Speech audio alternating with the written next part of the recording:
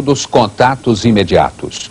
Durante 2 horas, uma rede de TV americana fez um balanço de tudo o que se sabe sobre objetos não identificados, discos voadores e seres extraterrestres. Você vai ver agora os principais momentos deste especial que foi assistido por milhões de pessoas nos Estados Unidos e no Canadá. Good evening.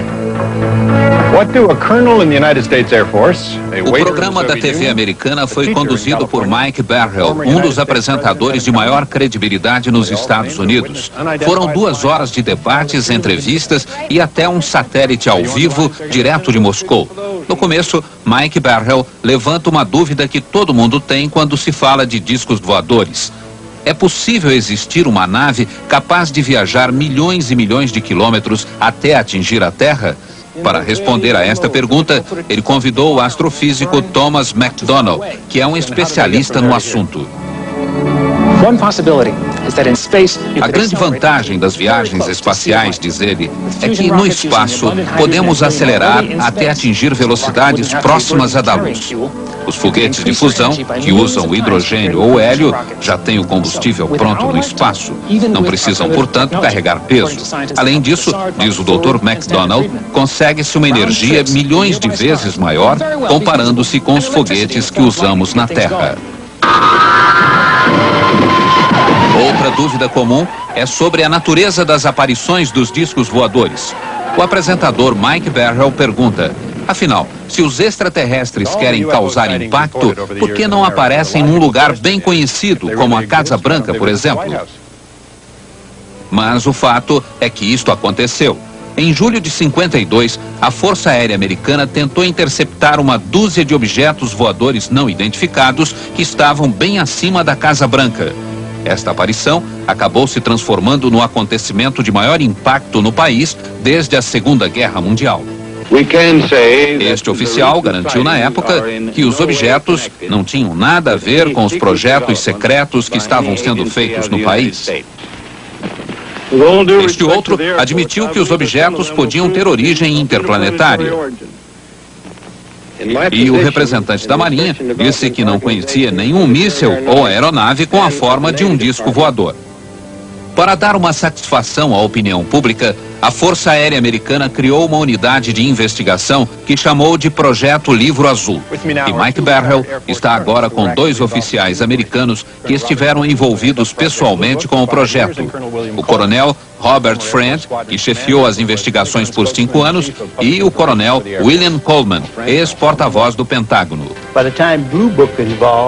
O coronel Robert Friend diz que o projeto Livro Azul sempre enfrentou muitas dificuldades, apesar de pelo menos 100 casos investigados por eles terem sido considerados muito preocupantes. Por isso, diz que não ficou surpreso quando o projeto foi extinto em 69. O ex-porta-voz do Pentágono, o coronel William Coleman, admite que ele mesmo já viu um OVNI. Ele afirma aqui que isto aconteceu em 55, quando comandava um B-52 nos céus do Alabama. De repente apareceu um estranho objeto prateado que não tinha asas, media 20 metros de diâmetro e 5 metros de altura. O coronel fez um relatório oficial, mas ele conta agora que quando começou a trabalhar no Livro Azul, procurou o relatório e não havia nada no arquivo. Isso aconteceu com outros relatos que também desapareceram, diz ele. Os 2 militares americanos disseram também durante o programa que hoje se sentem usados pela Força Aérea. Segundo eles, o governo não estava interessado em divulgar a verdade. Queria apenas acalmar a opinião pública e minimizar os relatórios sobre OVNIs e ETs. O apresentador Mike Barrell afirma que se esse era o objetivo da Força Aérea, ele foi atingido.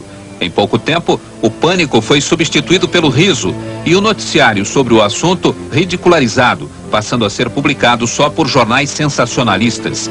Quem declarasse ter visto um OVNI era imediatamente chamado de maluco. Com isso, muitas testemunhas idôneas começaram a ter medo de falar sobre os discos voadores. Esta cena do filme Contatos Imediatos do Terceiro Grau mostra uma realidade muito comum hoje em dia. No filme, os operadores da torre de controle detectam no radar um objeto não identificado que está próximo de um avião. O piloto e o copiloto confirmam que estão vendo este objeto. Mas quando os operadores perguntam se eles querem relatar oficialmente o incidente, a resposta é não.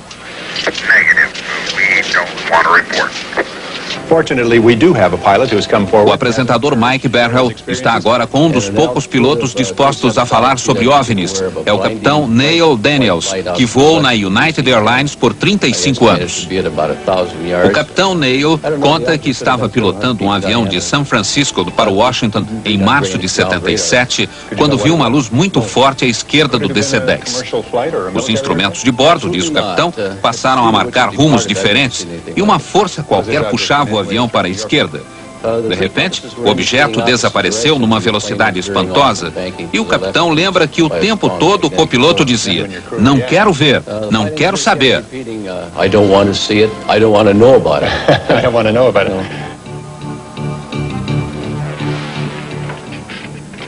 O interesse pelos discos voadores provocou uma onda de filmes de produção barata, principalmente na década de 50, e também estimulou imaginações de pessoas em busca de fama e dinheiro através de fraudes e falsificações. O autor deste filme jogou discos e objetos em frente à máquina fotográfica. Um outro falsificador disse que fez estas fotos depois de ser sequestrado por seres alienígenas.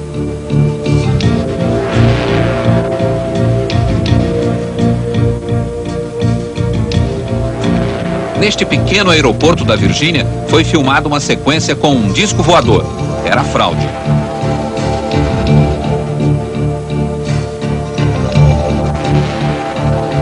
Esta fraude vem da Suíça.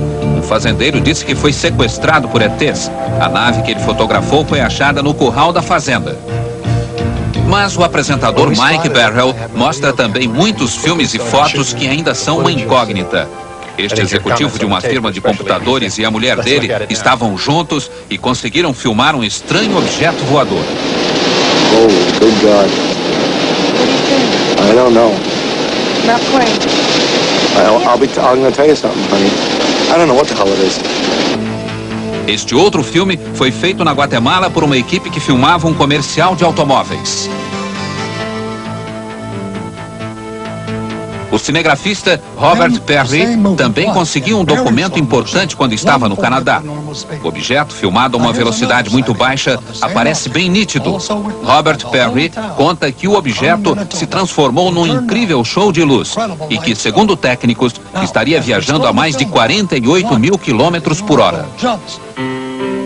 Outro documento importante conseguido pelo programa americano veio de Gulf Breeze, esta pequena comunidade da Flórida que tem cerca de 6 mil habitantes.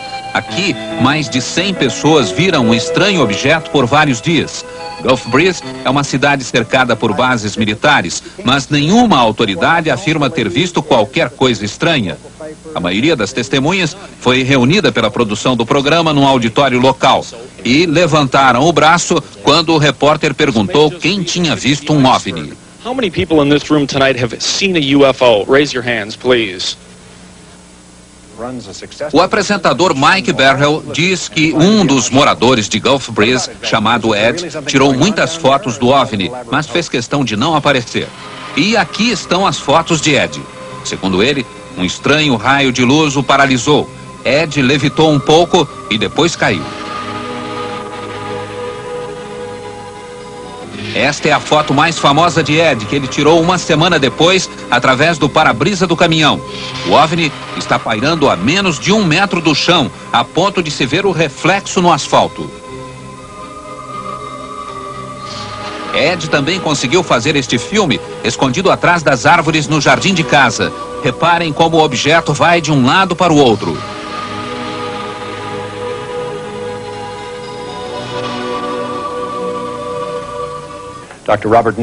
Mike Barrell diz agora que, para analisar as fotos de Ed, ele convidou 2 dos maiores peritos em análises fotográficas dos Estados Unidos. Um deles é o Dr. Robert Nathan, que trabalha há 16 anos para a NASA. Vejam o que ele diz. Me parece, diz o Dr. Nathan, que muitas dessas imagens são produto de dupla exposição fotográfica. Me parece também que a iluminação da nave é meio artificial, bem diferente da iluminação do fundo ambiente. Em muitas fotos, tanto a parte inferior como a superior da nave estão recortadas com nitidez, dando a impressão de que houve algum trabalho de corte ou de colagem. Tenho analisado fotos de OVNIs há mais de 30 anos. Gostaria de dizer outra coisa, mas na minha opinião, essas imagens de Gulf Breeze não conferem. Mike Berhel diz agora que pediu a opinião de outro perito, o Dr. Bruce Maccabee, um físico nuclear que trabalha para a Marinha e que também analisou muitas fotos de OVNIs. A opinião dele é diferente. O Dr. Nathan só viu algumas fotos, mas eu analisei todas, até a fita de vídeo, e me perguntei, se essas imagens são uma falsificação, como foram feitas? Procurei, por exemplo, uma linha fina em cima que pudesse ser um fio suspendendo a nave. Procurei qualquer sinal por baixo para ver se o objeto foi apoiado numa mesa ou numa coluna. Procurei reflexos de vidro que mostram que houve montagem fotográfica e não encontrei nada nas fotos que pudesse justificar essas alegações. Minha conclusão é de que as fotos são verdadeiras e que a espaçonave é extraterrestre, diz o Dr. Maccabee. Outro momento importante do programa, o depoimento de autoridades soviéticas. Pela primeira vez na história, o Ocidente toma conhecimento da posição da União Soviética em relação aos fenômenos extraterrestres.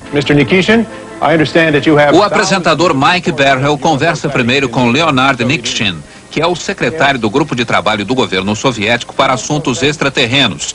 Ele diz que a maioria dos cientistas soviéticos não acreditava em OVNIs, mas que agora a situação está mudando.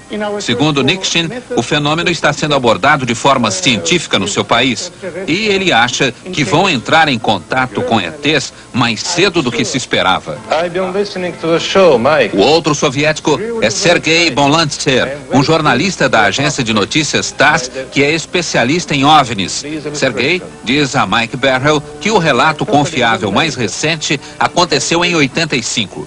O piloto de um avião comercial notou um feixe de luz que iluminava totalmente o solo, uma luz tão forte que chegava a cegar as pessoas. O ponto de luz, diz Sergei, voou para longe do avião e começou a balançar da direita para a esquerda e de cima para baixo. Finalmente, voou ao lado do avião como se fosse uma escolta. Os passageiros viram tudo e o objeto também foi detectado nas telas de radar da região. Sergei mostra agora esta foto feita na Bulgária em 78. Um casal estava tomando café quando viu isso. A foto foi feita com uma câmera Polaroid. Sergei informa que este outro OVNI foi visto perto de Murmansk, no norte da Rússia, quase na fronteira da Finlândia. Vocês vão ver agora um momento dramático do programa. Os depoimentos de 3 pessoas que teriam sido sequestradas por seres extraterrestres. Para garantir maior veracidade a esses depoimentos, todas foram hipnotizadas. As 3 testemunhas nunca se viram. Mas o estranho é que as histórias são muito parecidas. Rosemary é pintora e artista gráfica. Mora no East Village, em Nova York. Ela machucou o joelho e agora se recupera do acidente. Al Hassine mora no Bronx, também em Nova York, com a mulher e a filha de 12 anos. Ele trabalha na companhia telefônica e gosta de tocar guitarra. Liza Salviano mora em Nova Jersey, tem 28 anos, é casada e está grávida. Liza trabalha como secretária. As entrevistas foram feitas por 2 especialistas, a psiquiatra Raima Leibel e o pesquisador Bud Hopkins.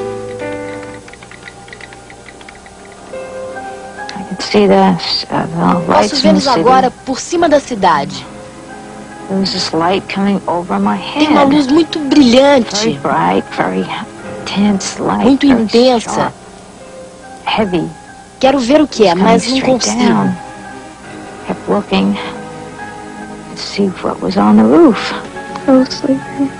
Eu fui acordada. Estava dormindo. Queriam que eu fosse com eles. As janelas estavam fechadas. De alguma forma, eu passei pelas janelas. Eu parecia flutuar. Não parecia que eu andava. Parecia outra coisa. Quando se anda, a gente vai para cima e para baixo. Mas era tudo plano. Depois, eu estava numa sala de controle, ou algo assim. Parecia um consultório médico. Todos eles estavam lá. E senti que alguém me tocou. Are you alone? No, they're all over. How many of them are there around the table? At least 4 or 5. Eles eram uns 4 ou 5. And are they all doing something or are they all watching? No, they're watching too. Mas só um me tocou. How many of them are actually doing something? One. They're so ugly. Eles são What makes them feios so ugly? They look mean. e parecem maus. They don't smile. Não sorriem. God, he's ugly. São muito feios. An ugly thing. Parecem mal feitos, Very ugly. distorcidos. His head looks so pathetic. His head's like Os crânios são pontudos na frente e crescidos atrás. Os olhos são muito pretos, inclinados.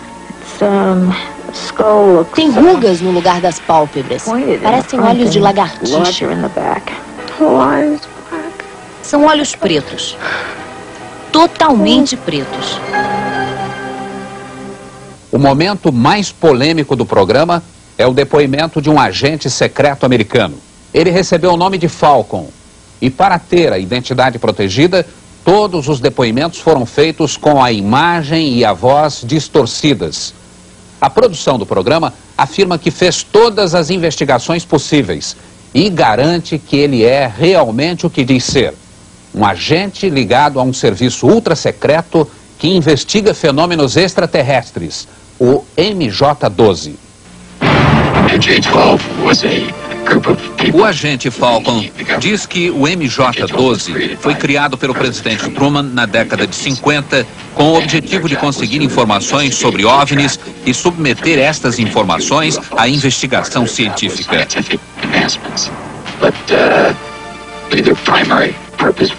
Com a ajuda de uma ilustração feita pelo programa americano, Falcon informa que as informações são enviadas ao presidente e ao vice-presidente, ao diretor da CIA e ao diretor da Agência de Segurança Nacional. Falcon diz também que o MJ-12 funciona aqui, no Observatório Naval em Washington, que pertence à Marinha. Peter Leon foi produtor executivo de notícias da rede de TV CBS em Los Angeles e ele diz que esteve pessoalmente por 2 vezes com um agente chamado Falcon. Leon diz que checou as credenciais e está convencido de que ele é realmente um agente. Segundo Falcon, o primeiro grande incidente envolvendo extraterrenos aconteceu em 47 no Novo México. Aparentemente, um OVNI sofreu uma pane e caiu no deserto. Na época, mais de 100 pessoas viram o acidente e foram até lá. Um pouco mais distante, havia uma cápsula ejetora com 2 ETs. Os corpos foram recolhidos pela Força Aérea e levados para uma autópsia. O major chegou a recolher e fotografar um pedaço da nave. A Força Aérea abafou a história, mas, segundo Falcon, um dos extraterrestres estava vivo. O primeiro alienígena, diz Falcon, foi capturado no Novo México depois que sua nave foi acidentada. O alienígena, chamado Abby pelo governo, foi mantido em cativeiro. Aprendemos muito sobre a cultura, a raça e as espaçonaves dos alienígenas. Falcon disse que outras naves desceram numa base americana também por problemas técnicos. Mais 2 ETs foram capturados e depois entraram num acordo com o governo.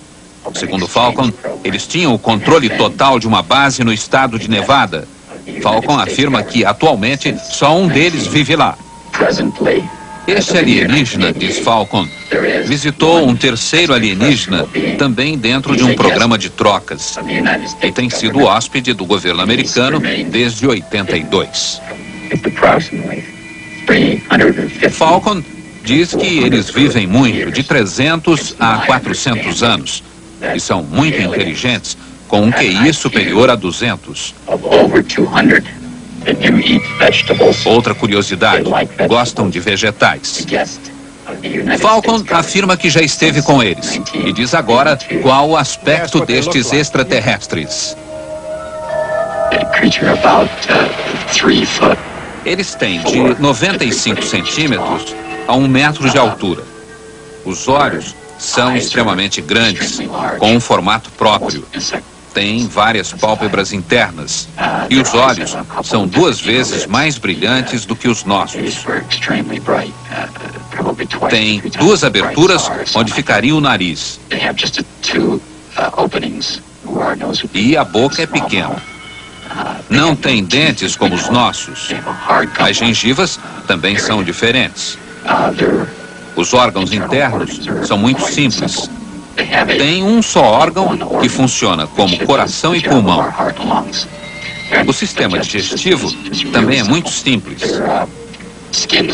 A estrutura da pele é, digamos, uma pele elástica e dura, talvez endurecida pela exposição ao sol.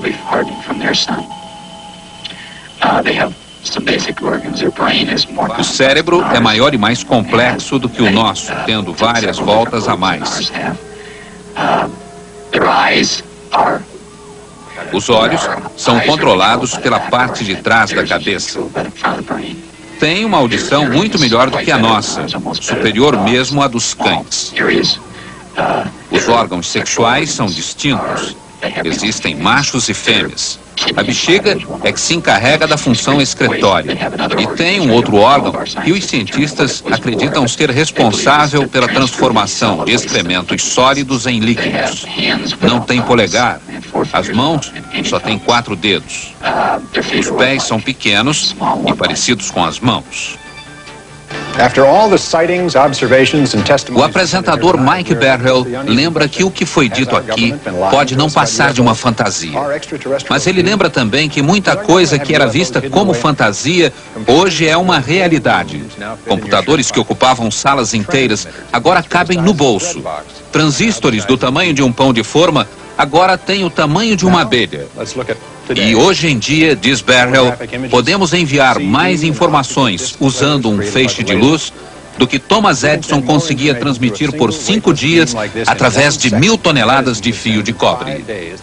Mike Berhel reafirma que tudo o que se diz sobre OVNIs e ETs não pode ser visto como uma verdade científica, e sim como uma especulação. Mas a especulação, diz ele, também pode funcionar. Especulamos sobre alguma coisa que substituísse a caminhada e inventamos o automóvel. Especulamos sobre voar e fomos à Lua. Mas esta noite, diz Mike Berhel, estamos especulando sobre eles, os extraterrestres, e não sobre nós, não sobre a nossa tecnologia, mas a deles. E talvez o futuro nos reserve uma surpresa. Talvez não estejamos sozinhos neste universo de 10 bilhões de galáxias.